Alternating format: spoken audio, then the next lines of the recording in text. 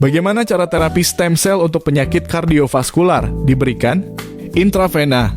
Injeksi sel melalui pembuluh darah atau intravena adalah cara yang paling umum digunakan.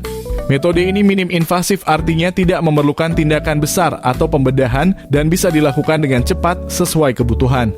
Setelah disuntikan ke dalam pembuluh darah, stem cell akan menuju ke area jantung yang rusak. Namun karena sistem peredaran darah, sebagian besar sel justru akan terakumulasi di paru-paru dan hanya sebagian kecil yang akan sampai ke sel otot jantung yang rusak. Injeksi secara intrakoroner. Injeksi langsung ke pembuluh darah jantung atau intracoronary injection juga sering digunakan untuk pemberian stem cell. Cara ini melibatkan penggunaan kateter yang dimasukkan ke dalam pembuluh darah di sekitar jantung yang rusak. Metode ini lebih efektif karena dapat mengirimkan lebih banyak sel ke area yang rusak.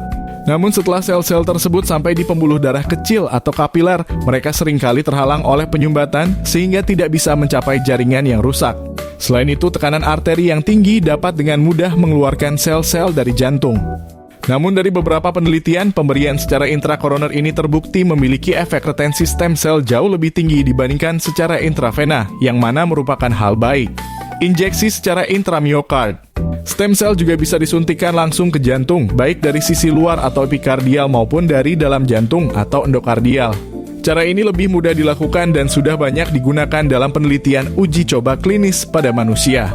Metode ini juga mengatasi masalah pengeluaran sel dan masalah homing atau kemampuan sel untuk menuju lokasi yang tepat yang ada pada injeksi ke pembuluh darah. Namun masalahnya adalah sel yang disuntikan mungkin tidak merata penyebarannya di area yang rusak yang bisa memengaruhi kondisi jantung. Selain itu, proses penyuntikan langsung ke jantung bisa menyebabkan kerusakan tambahan pada jaringan jantung dan ada risiko robeknya dinding jantung akibat jarum atau kateter yang digunakan. Setiap metode pemberian stem cell memiliki kelebihan dan kekurangan, sehingga masing-masing lebih cocok untuk situasi klinis yang berbeda-beda. Pemilihan metode yang tepat bergantung pada jenis penyakit jantung yang diderita, hasil yang diinginkan dari pengobatan, serta kondisi kesehatan pasien secara keseluruhan.